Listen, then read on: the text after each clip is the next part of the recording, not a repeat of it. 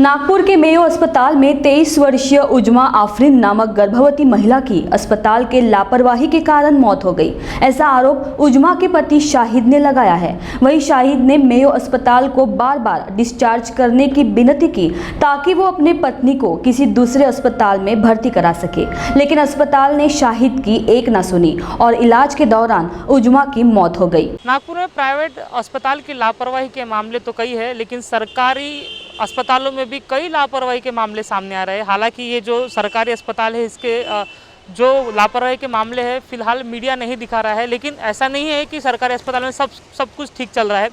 सरकारी अस्पताल में भी कई जो है लापरवाही चल रही है, उसके कारण जो है लोग मर रहे हैं। नागपुर के मेयो अस्पताल में है और शाहिद भाई नाम है इनकी वाइफ की डेथ हो गई है। इनकी वाइफ जो है वो 2 महीने की प्रेग्नेंट थी, 3 महीने पहले शादी हुई है और यहाँ पे आने के बाद उनका HRCT स्कोर जो 12 था, 12 स्कोर में उनकी वाइफ जो है उनकी डेथ हो गई है। क्या पूरा मामला है ये जानने की कोशिश करते हैं। सर, क्या हुआ था? वाइफ क्या स्कोर था, कब इन्हें एडमिट किया गया था और कैसे डेथ हुई? हमने 23 तारीख को यहाँ एडमिट किया और हमारी बीबी की हालत उतनी ख़राब नहीं थी, नॉर्मल ही थी। बस 1-2 दिन की बात थी, वो ठीक हो गई थी। 2 दिन के बाद हमने छुट्टी का अप्लाई किया उनसे, तो बोले हाँ, बोले छुट्टी दे देंगे बोले आपको। तो फिर दूसरे दिन गया तो वो बोलते 2 दिन और रुकते बोले हम। फिर छुट्टी में वसीम भाई को भी बोला, वसीम भाई आए। वसीम भाई हमारे शुरू से मदद कर रहे, वसीम भाई हमारे टच में ही थे। वसीम भाई पूरा मैटर हमारे वसीम भाई को पता है।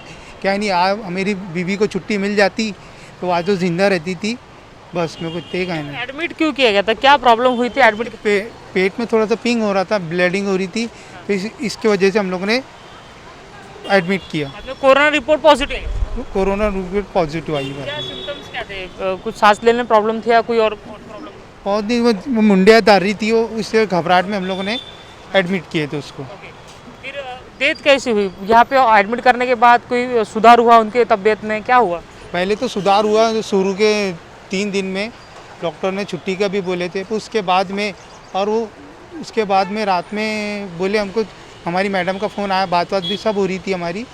तो फिर बाद में बोले उनको कल छुट्टी का देंगे, छुट्टी नहीं दी है। फिर उसके दूसरे तीसरे दिन से वो जो बंदी चलना उठ के जाती थी बाथरूम तक का, उसके बाद उसके उठना भी बैठना बंद, फिर बेड पे पड़े रह रही थी वो, ना फिर खाना नहीं खा रही, कुछ भी नहीं, पानी तक का नहीं पी रही थी। कब हुई उनकी डेट? 4 तारीख को डेट हुई उनकी। आपने इसके पहले अस्पताल से ये बोला था कि हमें छुट्टी चाहिए?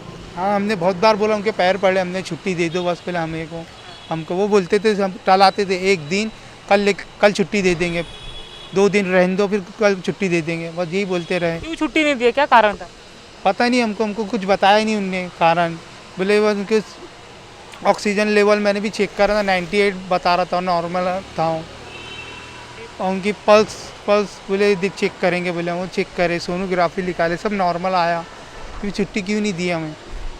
ये मेयो अस्पताल के लापरवाही के कारण हुआ है या फिर इन्हें अगर वो छुट्टी देते थे जिस तरह से आप मांग कर रहे हो तो शायद हो सकता है कि डेथ ना हो?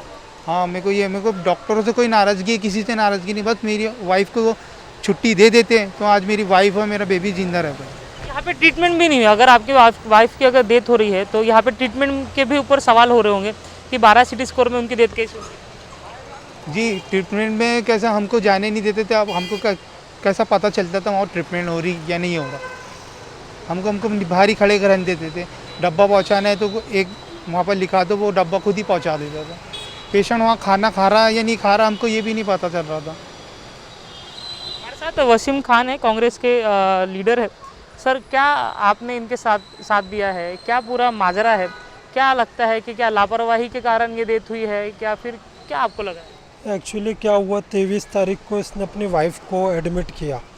23 तारीख को इसका रात में मुझे कॉल आया कि मेरी वाइफ के पेट में पेन है। 2 महीने का इसकी वाइफ के स्टमक में बेबी था। और दूसरे दिन हम लोग संडे था, 24 को हम लोग संडे को यहाँ आए। मैंने यहाँ बात करा तो बताया गया कि इसकी कोविड पॉजिटिव रिपोर्ट आई है।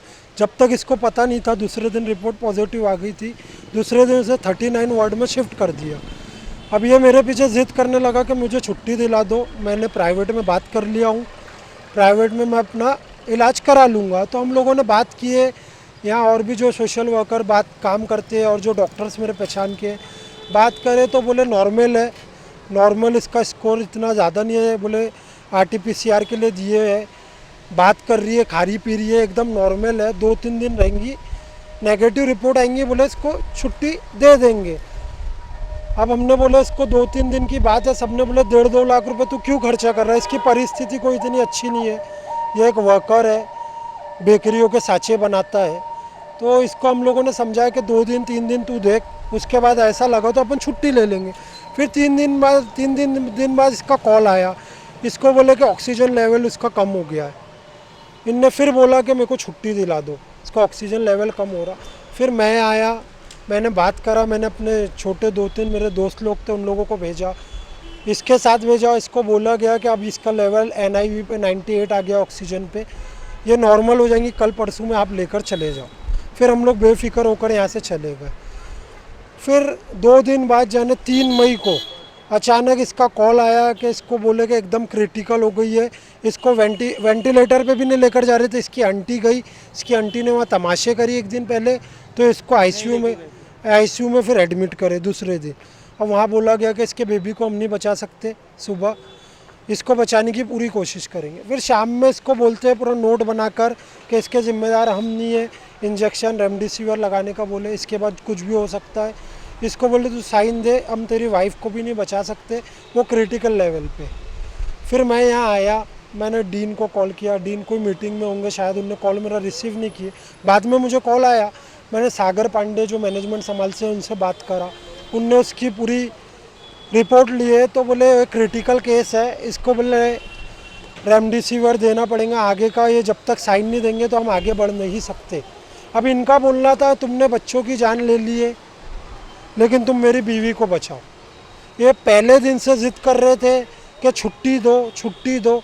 इनने सिटी मेडिकल में, सिटी हॉस्पिटल है वहाँ प्राइवेट डॉक्टरों से बात कर दिए थे, अगर से तुम छुट्टी दे देते तो इनका बोलना है कि बच जाती थी। मुझे ये बताइए, जहाँ एक जगह बेड अवेलेबल नहीं है, ICU अवेलेबल नहीं है, तो जब बंदा पैसे जमा कर प्राइवेट हॉस्पिटल में बात कर ले रहा है, वो कैपेबल है बचाने के लिए अपनी बीवी को बोल रहा है, तो आप छुट्टी क्यों नहीं दे रहे ना? आप पूरी रिपोर्ट दे रहे। एक काम करो, आप रिपोर्ट दो, नहीं तो CCTV लगाओ और बताओ घर वालों को कि ये कंडीशन है। ये क्या लापरवाही का मामला है? ये क्या है? ये लापरवाही है। हम डॉक्टरों को दोष नहीं दे रहे, डॉक्टर अपना 101% कर रहे। लापरवाही कैसी? मैनेजमेंट नहीं है यहाँ मैनेजमेंट 1 रुपये का नहीं है। या क्या मैनेजमेंट है मुझे बताओ।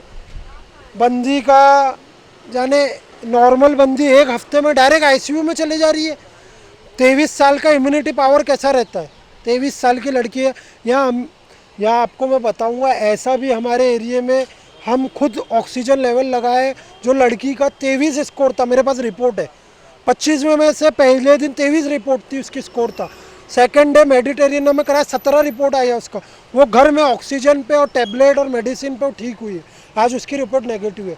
ये लड़की जिसका 12 से 15 स्कोर था, 1.5 महीने का बच्चा था उसका, इन लोगों ने ये तक बोल दिया इसको बच्चे से खतरा है तो उसका एबॉर्शन करवा दो आप। इनने ये तक बात करे। इवन इनको डॉक्टरों ने, जो प्राइवेट हॉस्पिटल के डॉक्टरों ने, उनने बोले कि हमने कई केस सुधारे हैं, कोई इतना क्रिटिकल केस नहीं है, ये बच्ची बच सकती है, हम इसको सुधार सकते हैं, आप ला लो। तो इनको फॉर्मेलिटी बताते हैं। अरे तुम गाइडेंस तो दो, तुम कम से कम अच्छे से बात तो कर लो, तुम अच्छे से बात कर समझा दो। इतना ही तो तुम मोटिवेशन तो दे दो, साथ को मॉरल सपोर्ट दे दो कम से कम। तुम मॉरल सपोर्ट भी नहीं देते, बात करने का तरीके नहीं है। इतना बड़ा हॉस्पिटल है, कौन देख रहा, कौन मांग कर रहे हैं आप इस बारे में कि इंक्वायरी बैठनी चाहिए, कैसी डेथ हुई है, ये होना चाहिए? मेरी डीन से सेकंड डे बात हुई है, डीन साहब का मैंने टाइम लिया हूँ, मैं कल मिलने वाला हूँ उनसे। इसकी पूरी इंक्वायरी होना चाहिए। हम डीन को ये बोलने को तैयार है कि हम 100 वॉलंटियर देते यूथ कांग्रेस के, हमको काम बताओ, यहाँ का मैनेजमेंट सुधारो। हमारा बोलने का मतलब है, ये एक जान गई, ऐसी हज़ारों जान लापरवाही से जा रही है, हज़ारों जान यहाँ लापरवाही से जा रही है। आज ये एक लड़की गई और दूसरी ना जाए, हम इसलिए हम पुलिस कंप्लेन करने जा रहे थे। लेकिन किसके खिलाफ पुलिस कंप्लेन करेंगे आप बताइए? डॉक्टरों की गलती नहीं है, डॉक्टर अपना 100% कर रहे हैं, किसके खिलाफ हम कंप्लेन करेंगे? हम यहीं के मैनेजमेंट के खिलाफ करेंगे ना। पुलिस वाले बोलते आप बताओ, डीन के खिलाफ डालना है, डॉक्टर के खिलाफ डालना है, किसके खिलाफ डालेंगे? आज एक जान नहीं गई, उसके पेट में 2 महीने का बच्चा था, 2 जान एक साथ गई।